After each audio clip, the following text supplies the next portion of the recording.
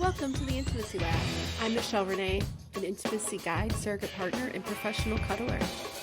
We're here to talk about intimacy in a much broader view than what you probably think. Most people think about intimacy as sex.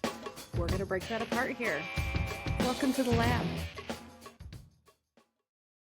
Welcome back to the Intimacy Lab. I'm excited today to be joined by somebody I met before I was doing any of this work that I do right now. Like back in my story of how did Michelle get to where she is today, it started with, of course, Betty Dotson I talked about on a different podcast. But then it was like, go to Sex Geek Summer Camp and you'll find someone doing the work that you want to do. And that didn't really happen for me. But I met some really great people that keep showing up in my life on a somewhat regular basis. And I will say that Michael, who is joining me today, doesn't show up very often. But when you do, it's kind of cool. So I think I've run into you twice since camp. Like one was at Catalyst Con and then one at ASAC. And You were so fun to sign on to doing these We're Not Really Stranger cards together. So Michael, will you introduce yourself? I don't know how to pronounce your last name, or I would have said it. Gotcha. I'm Michael Guichet, French last name. I'm a sex therapist in California, specifically in Monterey County. I'm a father. I'm married. I'm polyamorous. I have a kid. Yeah, those are pretty much some of the stuff I'm up to. And I'm a teletherapist. This is my office. This is where I'm tuning in from. It's been like all the fun times we've bumped into each other, but just like being in the community, like having a great spot. Yeah, I think that was the Sex Geek Summer Camp. If you're a sex educator of any sort, like you work in that field, what a great place to really learn a whole lot about how to run a practice for yourself. But also like the people I have met there have carried forward, and I only went the 1 year in 2015. I know a lot of you go back every year, but I have hung on to a good group of people from that space. So like super cool. Thanks for being part of that group. And it's always good to see a friendly face, like a familiar face in a herd of people that you don't know. And it's like, wait, I know you. I will connect myself to you and you shall be my anchor in a space that I don't know enough people in. And that's kind of what ASEC felt like in some ways. Although I'm happy to say I knew quite a few people there, but it was good to connect with you. And I remember getting a message from you like out of nowhere and you're like, Paul's pretty great. And I was like, this is so random. Like, thanks. I appreciate the words of assurance that my husband, who is running around this sex therapy conference, is like doing well by me, like showing up and not, you always wonder how your partner's going to mix in with your people. Well, I know. I was answering that question that you hadn't asked. In that way, yeah. It might be my own projection of like that. Like we kind of like worry about who are when they're sort of loose in the world, and are they okay? Are they doing fine? When you're like, I'm attending a professional conference and I have to be at like a whole bunch of things, but they're in attendance too. And I kept getting messages from people that are like, "Oh, I'm hanging out with your husband," or he would message me and tell me that he was off gallivanting with like colleagues from like therapists from San Diego that I've never introduced him to. And I'm just like, cool. Have a good time. I hope you have fun. Like, this is why you came to San Francisco with me. So, that was my fault. That was my fault. I was in that group. I grabbed him. Oh, you were? Hey, we're going somewhere. And he's like, sure. He'd be like, Yoni Elkin offered to take me around town tomorrow. And I'm like, cool, go hang out with Yoni. Yoni's awesome, So yeah, it's fun to have that crossover. Okay, we're going to play We're Not Really Strangers, the card game that I have been doing a lot on this very new podcast. There was a story I told you I would tell you when we got on the call. And what was it about? Now I said that I have a date deck that I put in my jacket for when I'm out and about with my people. And it could be friends, it could be anything, but like you just kind of pull it out and slap down the card and it just starts a conversation. Yes. So what I was going to share is that I had a client, and I shared this on one of the previous episodes, but I had a client that we would only see each other once a month. And so we would have long sessions. And part of what he really liked to do at the beginning of the session was to do these kinds of cards, because it was like he wanted to have a little bit more depth of relating, but it wasn't natural for him just to kind of open up and talk about something that's a little deeper. And so he would also collect these different decks of cards, and I would show up and I'd have my decks with me.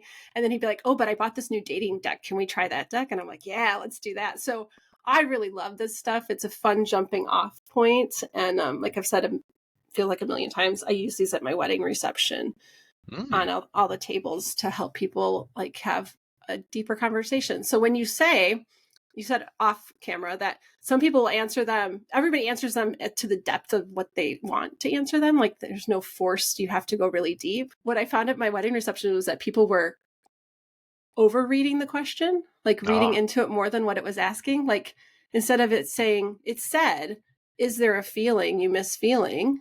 They read it as, what feeling do you miss feeling?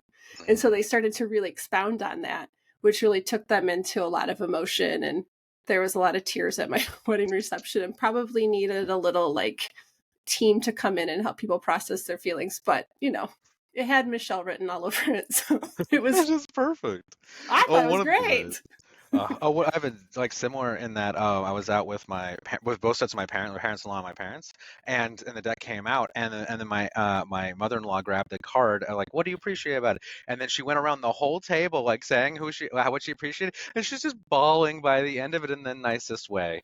So it just inspires people to bring something out, because there aren't the individuals who are ready to like share, and there are people who need questions to start feeling safe in the space. Yeah, I just think it's such a gift, and it also is something that I think we all need to be mindful that there are people that are just not interested or ready to go down this, and that's okay too. You know, you get to there's a decide. vulnerability in public, vulnerability with strangers. It's Yeah. bold to even want to step into that. So I will give you the option to veto any of these cards if you're like, I'm opting out. What I like about Esther Perel's deck is in her rules. The way that game can be played, I think she gives multiple options. One of them was like you would have multiple cards, and let's assume you're playing this with 3 people, not 2 people, or 3 or more people. You would each take one card let's say it was my turn to answer a question. Everybody would put forward a card that they wanted you to answer, but you would also put forward a card that you were willing to answer, right? And you shuffle those all up. Nobody knows if you picked your own card. Oh, I didn't know It that. doesn't work so well with 2 people because you know whether they picked your card or not. But I liked the consent aspect of that, of like you get to actually have some control about what you're answering. But I think in a lot of these cards, we get to control how deep we want to go with our answers, right? No, So absolutely. Yeah. I pulled one out. Are you ready to go? I just want to like highlight that like when I offer these to clients, I often suggest like, hey, try to stay in like a constructive place, not like be critical or like if it says like, hey, what am I doing wrong in our relationship? Like woof, like woof, it can go places. But go right ahead.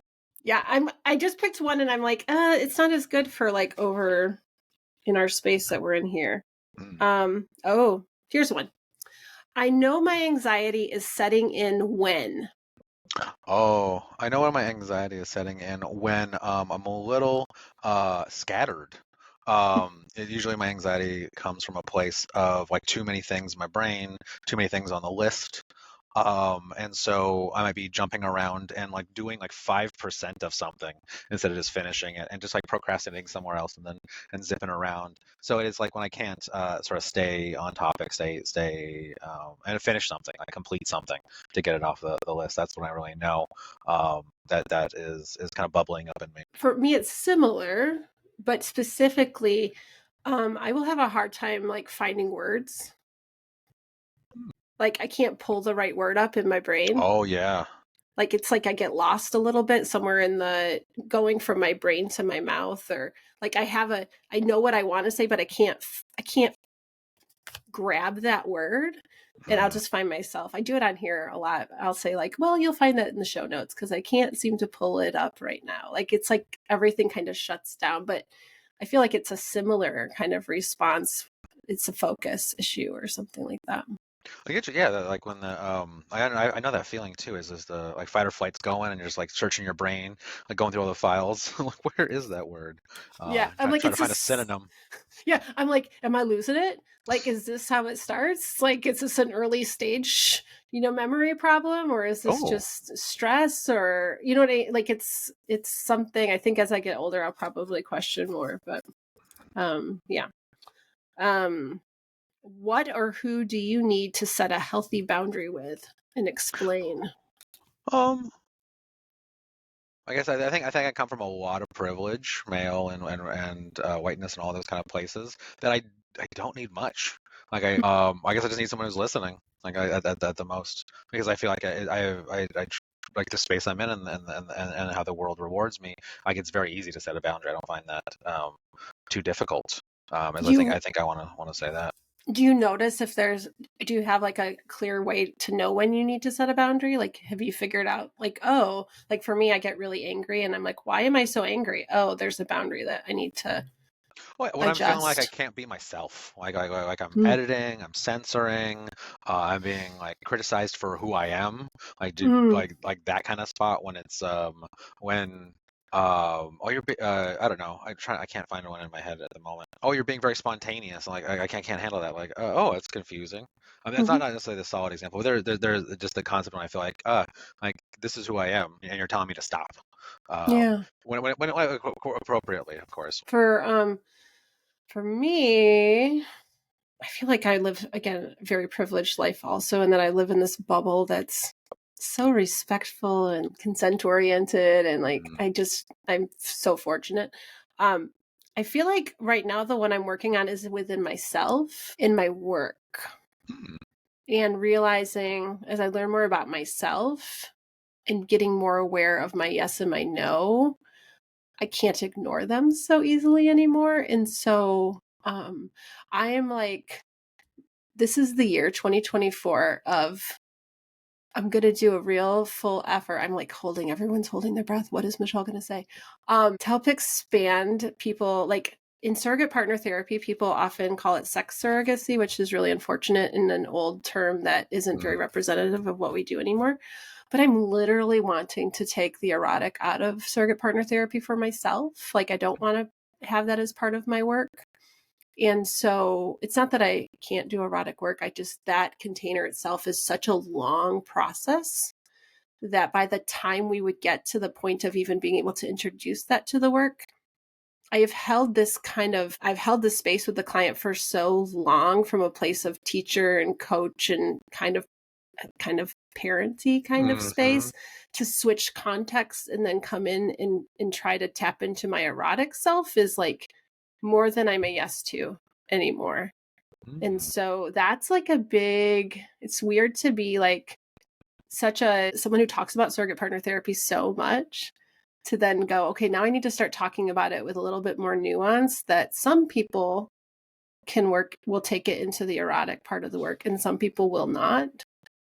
And ultimately the work is not about the erotic part of the work, so it's okay, mhm. right? Like, how to message that out to society is my biggest puzzle for 2024. All So right. so that's my internal boundaries of like honoring what works for me and what doesn't work for me. So, All right. And how mm, do you do, like, what do you do to, I feel like there's an impulse in me. Like, well, like I know, like, I usually you had like anger or something kind of comes up in mm. you. Like, is there, like, how do you then like revisit it? Like, instead of just the moment right now, do you think about it later? Do you, like, No, I've how do you been stick with it? mulling this for so long, Michael. Like, this is something that the awareness in me has came up. I haven't had a lot of surrogate partner work since I've moved back to the West Coast. Mm, So I've had a lot of time to really sit and think, what do I like about my work, and what is the harder parts of my work that make me get a sense of dread is too strong, but I get less excited about. And it is the contemplation of holding erotic energy with a client for a long period of time. mm, And so I've recognized that multiple times over the course of my work, and it's just been like not letting myself ignore it. gets louder and louder and louder. So like I keep revisiting it. This is like, it's not something that I make like a rash decision about, but I keep coming back to it and talking it out with colleagues and other surrogates. Some have made the same decision to change their boundaries in their work, and just it's been a process. Okay. And I feel like I'm in the next phase of the process. Like, did you see my presentation at ASEC? I did attend I that, yes. purposely picked that case because we never got naked. Mm-hmm. Because I wanted to kind of start that momentum of like people looking at the work from a different lens, because it's always looked at as like this, oh, you have sex with clients, right? And that's like so can be part of the work, but really that's not the important part of the work. And so it's a lot of re-educating. Yeah, actually, absolutely, because it's I mean that's what I when I do point towards surrogate partner work, it is like, hey, like okay, you want to go to the sex part, but like hey, there's all of this stuff ahead of it that is part of like the concept of dating and going slow and getting comfortable and like and this concept of approaching your boundaries and like exploring them and feeling safe in those and getting and gaining data of how you're going to act within those spaces as you like slowly open up in those and as a person to person experience. Right. So when that isn't an option as part of the menu, what will that do to referrals? What will it do to clients' impressions of the work? Because I work with primarily cis men. The carrot is Yeah. different than at that point. But as a professional, I can say, oh, but so many of these things that you're coming to the surrogate partner for, at the end goal thing, right, can be worked on in so many different layers and ways that it's like opening our minds to like, okay, you have a hard time receiving pleasure. Maybe that's your hang up, right? Mm. Well, I bet you there's so many other ways that you could practice receiving without getting naked and being in a sexual situation. Because if you can't practice it in the other spaces, I think it's probably showing up in multiple places, I guess is where I'm trying to say, is that we don't have to get naked and be in a sexual space to work on that. And for some people, it just won't be a good fit to work with me. But most of the work I do seems to be more centered around helping people regain or learn safety for the first time in their bodies because of abuse and whatnot. So for those people, I think it's enough. I mean, I have this like zone where I'm working, and you have a little bit more zone before the sex zone of that thing. So even yeah, when I'm working with people, I'm like, okay, let's practice like what we do the dating apps and the things like that, and then you go out and collect the data. Let's come back here and let's explore like how would you feel weird? Would you? So very much in that talk there, but you get this little extra access, more access for sure to really explore that and even and have themes of giving and receiving and exploring of safety. Yeah. Yeah, because we still have touch involved, right? Like there's so much there. It's just a tighter container. So yeah. Okay. Next question. Okay. Finish the sentence. I need help with. Oh, I mean, it's just paperwork, really, honestly. Right. I really need help with logistics, like honestly, in my life. I know. Yeah. I learned Oh, about. oh. Have you ever heard of the Eisenhower matrix? I don't think I have. Okay, so my understanding, please nobody at home quote me. My understanding is that it's this yes for questions of like you have something on your to-do list, right?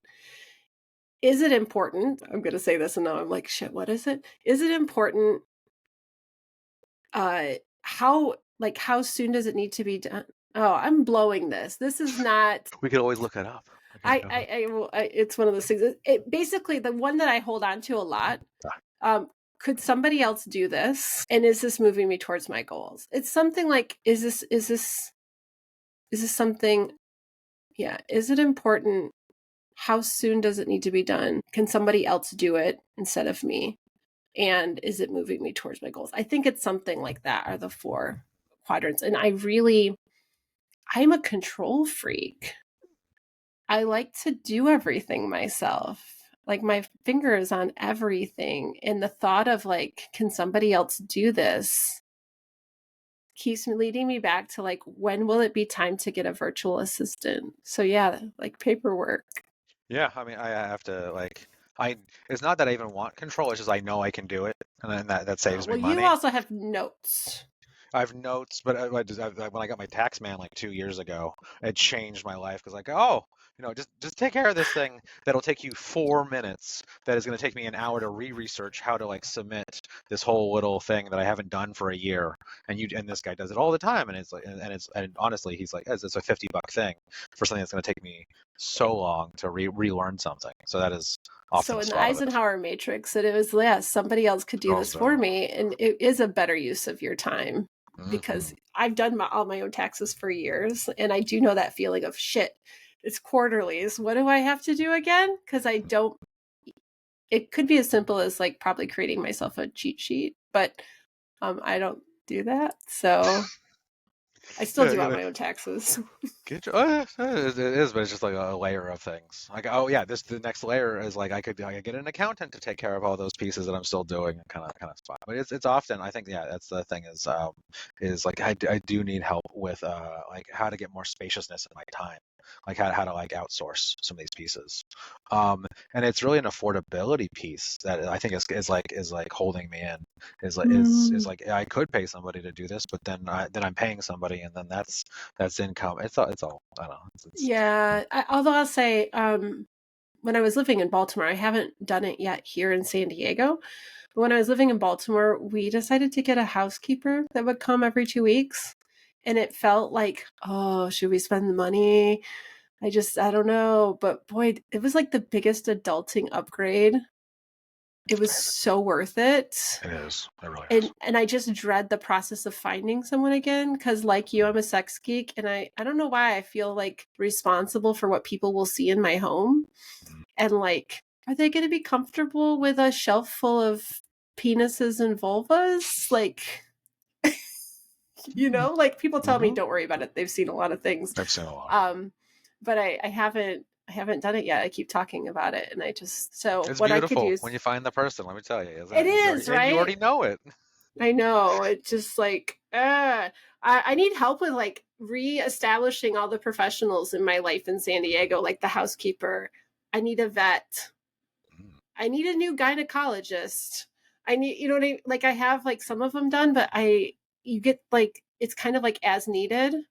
And I'm finally decided that I need to get a dog sitter again, like a Cool. daycare, like not just like I have a dog sitter that comes, but I noticed that I work from home. This is my cuddle space behind me.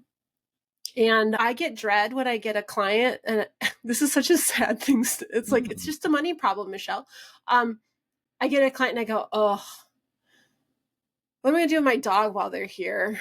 Well, Paul's working from home in another area of the condo. He gets to keep the dog while I have a client, but my dog really wants to be with me. And so he is like a barker, and Paul's got to keep him like settled, and it's a lot on Paul. And so I finally said, I'm going to get a doggy daycare again, because I had that on the East Coast also. Mm. And so to do that, he needs his shots are due this month, and I want to start him there this month, which means I've got to get him back into the vet, which means I have to find a vet. Is there a concierge for all this? I feel like there probably It's probably is. good. That's a virtual assistant. Like that's the piece Right? right there. Oh, yeah, because it's like this layer of all the steps to make it to the end, and Yeah. it's just relentless. You gotta keep doing a little at a time. In the amount of time I've thought about it, I could have just done it. Oh, just pull the trigger on it if you can. Oh, but it's a thing. It's so the thing. Okay, let me see what else we can come up with here. Um, oh, I did this one last time. Pick it up. Okay. What is your body telling you today? It's really relaxed.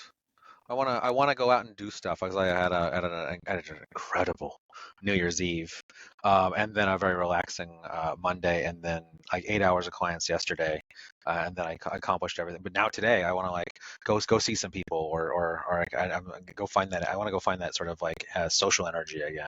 Oh, So yeah, I'm feeling right now.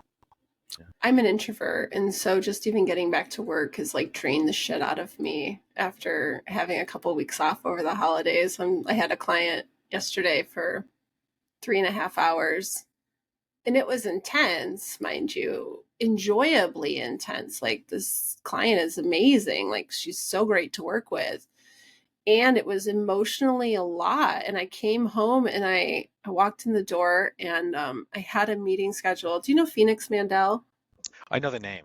Oh, Okay. I bumped into them. I know. I do know. I have met them at ASEC, right? They Yeah, were there. Yeah. probably. Yeah. Yeah. I had a call scheduled with Phoenix and I walked in and I just like, I'm like, I can't. My brain is broken. I went and hid in my bedroom and watched TV and had girl dinner, which consisted of a little bit of queso and chips, some carrot sticks.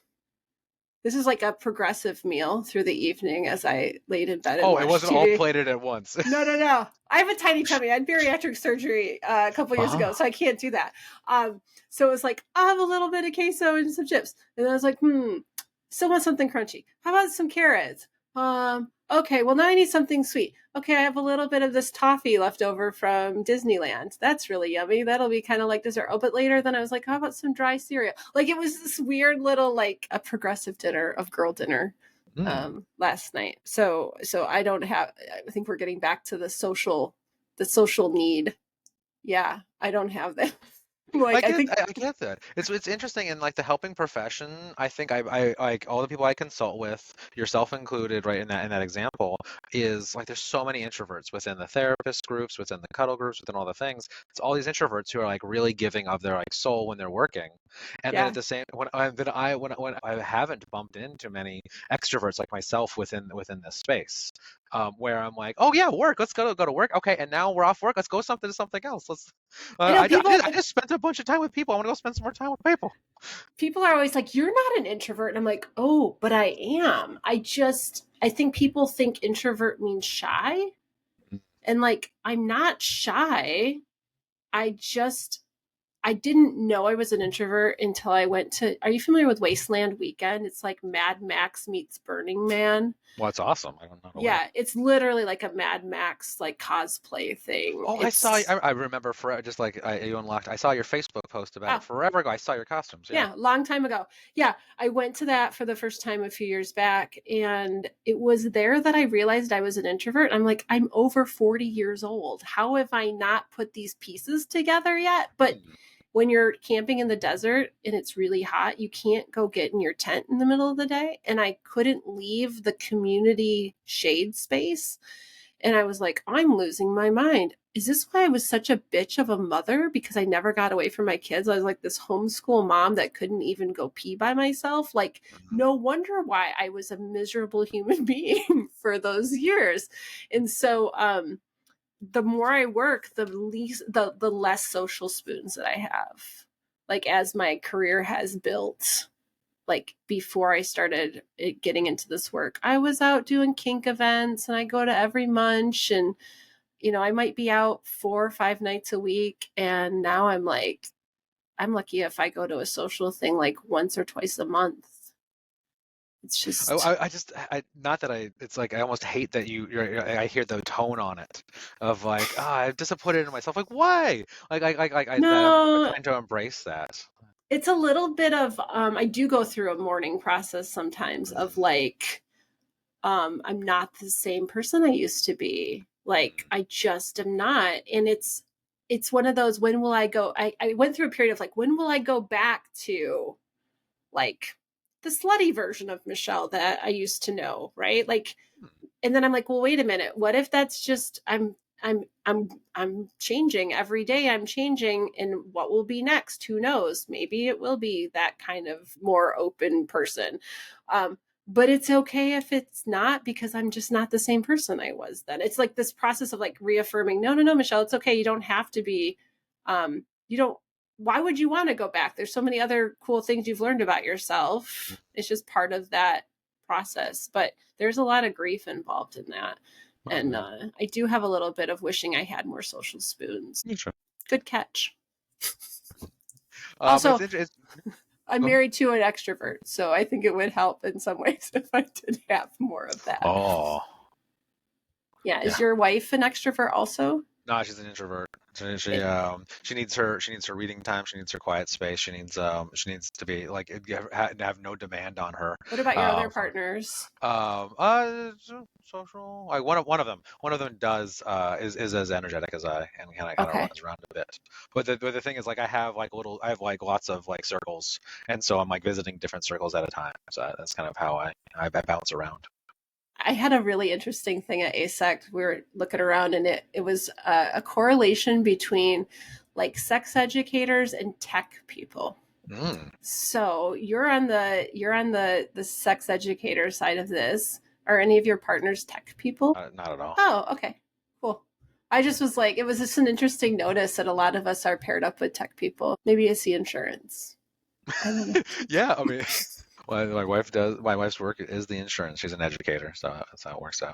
Okay, cool. Yeah, I think it is nice to have really steady insurance in your life when you're a self-employed person. Okay. Hmm. You got another one in you?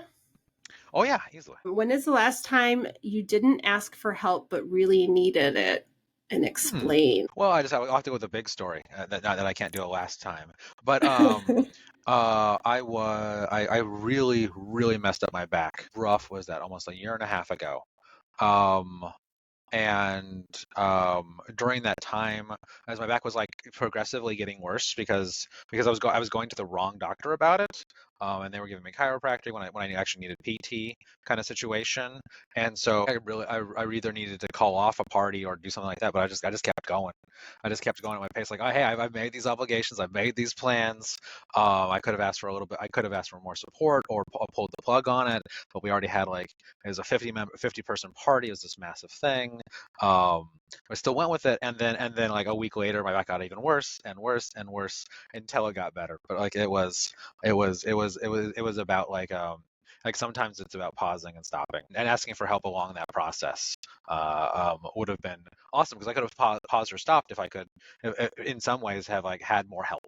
Because otherwise, Yeah. like like my in a lot of ways, I keep I keep a lot of my like my house up. Like I'm sort of the not the primary, but I am a lot of the engine of a lot of the pieces of the lives I'm in. Yeah. So when if I'm at a commission, the things don't happen, but then I have to let go of the things. But when the things don't happen, then it's just a cycle. So it's a whole thing. Yeah, I understand that. I was, like I said, I was a homeschool, like stay at home mom for 17 years. So like, I totally understand when like when that major part of the system isn't functioning, what happens to the entire ecosystem is Mm. a lot. I struggle with asking for help. So I'm like, I'm sure I have a million examples of when, gosh, this goes back to like childhood shit, right? Hmm. Like, asking for help was not a thing. It feels like it's just such a normal thing for me that I can't actually pull up an example because I I get you. just That's the thing. power through like you know what I mean? Like, um, I should turn it around and be like, when is the time that you actually asked for help? And All right. All right. right, Well, what's that lesson? like I think for me, this is like kind of taking it in a much bigger life lesson kind of way, but for me, getting into mentoring, like having a mentor in my work was a huge, scary step. Like it helped me a ton in my work. I wouldn't be where I am today if it wasn't for Brian Gibney. But it was so scary to have him know that he was going to give me feedback. Like that help was so scary because I just was so afraid of being criticized. So afraid. So in doing that with somebody who was really safe and really kind and gentle, knowing that I told him this was going to be really hard for me, so reparative. Like the idea of having people look at my work and whatnot does not phase me now. But boy, I was in tears so many times just being so afraid to have like that conversation of like, so what do you think? How did I do? To me, that's asking for help because I think my surrogate partner training was kind of shit. It was not any of the regular surrogate partner trainings that are known very well. So I'm not going to drag the place, but I will say it's not probably any of them that people would think of. So you don't have to worry about that, people out there in the world. So I needed a help. I needed a lot of help. And Brian was really good about it, but it was so scary to ask for. So scary. So that's my turnaround on that card. What? Yeah. How do you feel like you're a little more resilient Oh, yeah. constructive or full criticism? Absolutely. And I caught myself the other day. So I'm not diagnosed ADHD. I know you were having fun kind of looking at Oh, Paul when you guys met. You had some words of wisdom for me, I think, as I walked out of your parents' house or something. Like, I remember you said something like, "Oh, he's just me," like a few years ago or a something few like years ago. that. Yeah, I did say those exact words. Yeah, but I'm undiagnosed, but I'm pretty sure I'm somewhere there too. And Oh, you got the vibe. the other day, I'm neurospicy in some kind of way. There it I is. know in multiple ways for sure. And the other day, I was jumping topic to topic, and he couldn't follow me, and I broke his brain. Like, he's like, I have to go lay down. I just don't feel well. And he like goes and lays down and comes back and he goes, I realized that it was our conversation like between the car ride and then coming home, and you just were like dumping different stories at me, and I couldn't track it. And he's like, my brain just broke. And I really struggled with I can't talk to my husband anymore because I'm breaking his brain. Like, internal dialogue was like, I'm bad. And then I was like, nope, you're not, Michelle. This is just how he is processing the information. And like, it's okay. Like, we don't have this struggle on a regular basis. But I had to do a little of my own correction, but it was reading as criticism to me, even though I don't think he meant it as criticism. It was really just like wow, you jump around a lot. But then today, same thing was happening. I say it doesn't happen a lot, but here we are 2 days, not in a row. But he goes, is this what it's like talking to me? And I'm like, it is. I think I caught it from him. I think that I'm going to blame him for my jumping around as 8 years of being in relationship with him and just wash my hands of it. It's not me, it's you. Yeah. Gotcha. So, but I'm way better at correcting the internal criticism, like what that criticism means to me, like that, like it doesn't hit so hard or it doesn't last as long. Right. Like, I can correct my negative self-talk around it. Yeah, the internal critic is so loud. To some of us, I don't think everybody has it, but the kind of place where we're ready to like tear ourselves down, even before anyone else is. Have you read, I don't know how much you work in, like, I know you're a sex therapist, so this might not touch you quite as directly, but there's a book called Complex PTSD From Surviving to Thriving. I have heard of Heard? it. I've Okay. not ingested it. Yeah, they talk about the inner critic and outer critic and how it's an emotional flashback. And so taking that kind of, oh, I noticed this critical voice. Where is that coming from? What is it tied to in my history? Has been kind of, I consider it fun to play in that space. I know a lot of people would not consider that a fun thing to dive into. Talk about weird hobbies is like, Michelle loves to like work on herself in usually post-sex situations where I'm like, let me tell you about this weird thing that's happening that I'm hearing right now in my head in this post, in the pillow talk moment. I'll get clarity around interesting stuff. And one of those was like tying some inner critic that came up for me after sex to like some history with like an old boyfriend kind of stuff. It's just, to me, I'm like, this is a good time. And I almost have to come with like a warning in my elevator, my safer sex elevator pitch would be like, and how do you feel about emotional processing? How do you feel about tears? Because if the sex is really good, you will find me putting all sorts of things together afterwards. And do people enjoy it, or do you think they'll enjoy the process with you?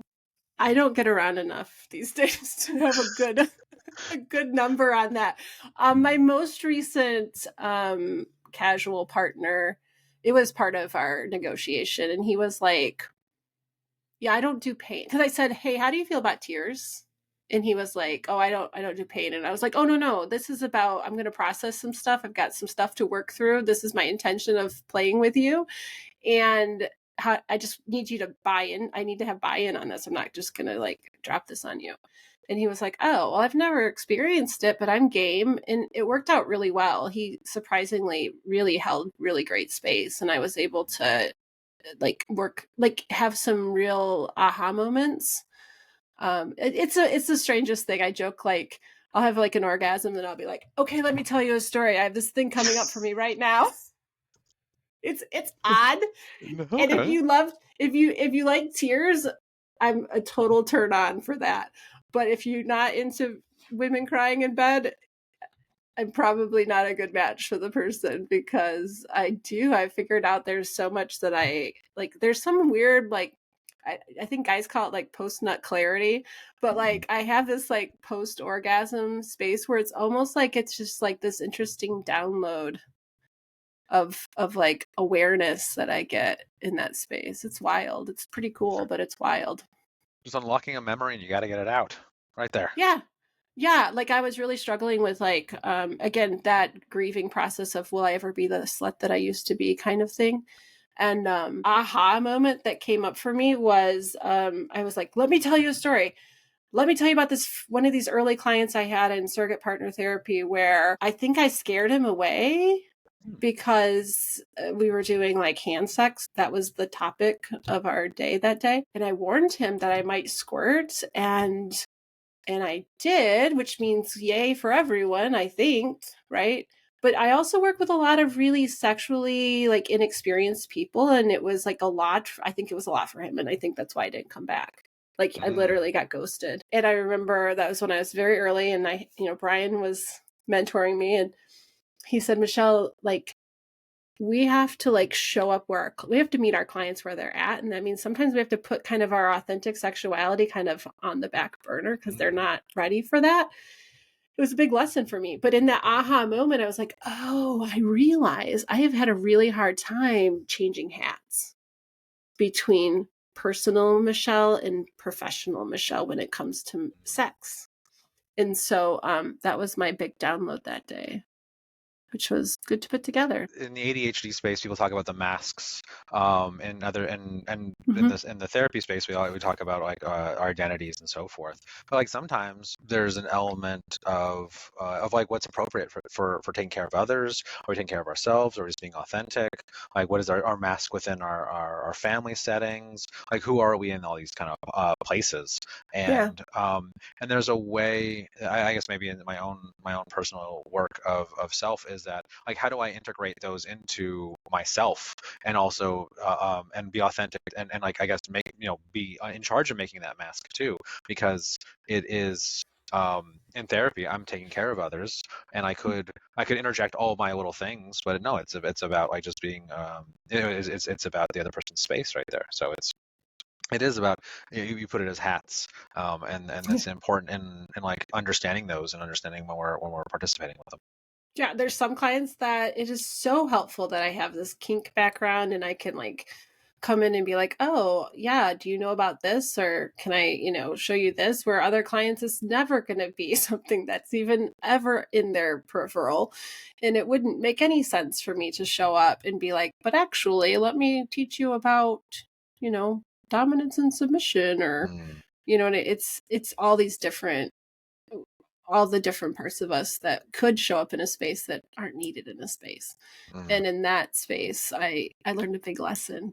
But then in the follow-up space, just recently when I was having that download, that was also really important too, just to recognize that I was struggling in mask switching or code switching or whatever that would be considered. And I don't know that I have solved it, but it's just good for me to like connect the dots. It feels really good. So, 46 minutes. I think we hit our goal. Okay. I think we hit our goal. Thanks for playing with me, Mike. No problem. I love Do you ever these go by things. Mike or just Michael? No, I'm mostly Mike. Okay. Yeah, that's how I'm at in the world. I love these things because, like, the honestly, I just I had a talk with my client. I was yesterday, um, and he was coming to this understanding of, are you a person who talks about yourself, or are you a person who needs a question mark to start sharing? Because Mm, there's an individual who might go to like a social setting and go like, oh, I had a really nice vacation, and like blah blah blah blah blah, and then next and and the receiver of that might go, oh yeah, I just got back from Mexico, and like they might pick it up like, oh, the topic is Mexico, or sorry, the mhm, topic is vacation, mhm, and that is like a social, like, it's like a social kind of bouncing back and forth, and some people need to hear that, like, and what about you, kind of thing. mhm. So these cards like offer these opportunities for these question marks to enter the space, when and a lot of people do need like a question mark in the room, as opposed to, oh, we're talking about kids right now, we're talking about sports right now, and just like bantering, because that's the subject in the room. Some people need to then be presented the question, is like repeating Yeah. yourself. And I don't really like the banter as much. Like, Hmm. I rather have it. I don't want to talk about the weather, although I live in San Diego. I mean, I guess it's pretty easy to fall into the weather conversation.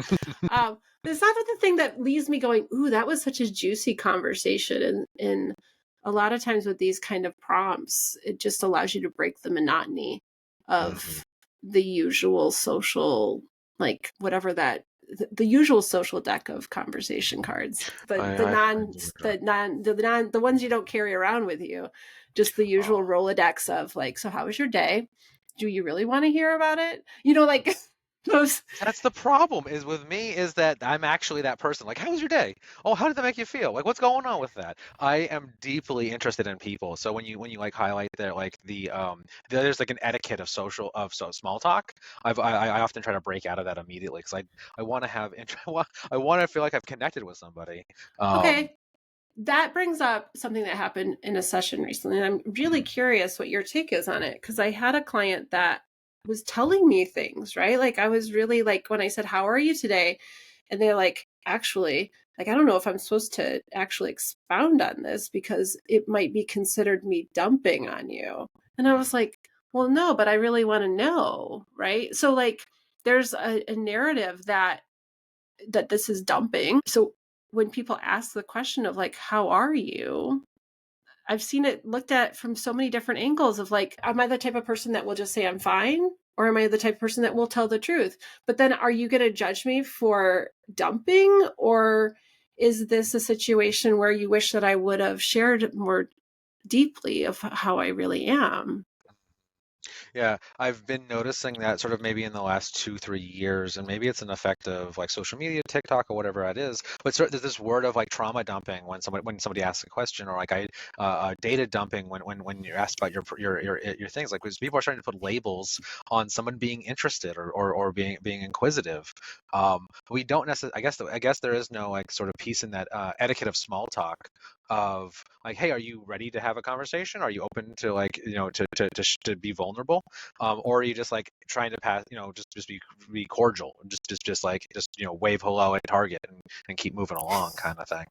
It's Yeah. it's there's no right answer, I think, is the big part of it, but it is, but to that person's like startup of like, I don't know if you want to hear this, like that's a consent question, and as how I'm hearing it, it's like, do you want to Yeah. hear that I'm not doing great, or Yeah. kind of thing. Yeah. Yeah, and in my office, of course I want to hear. Like, Hmm. that's the tone of how you're walking in for a session.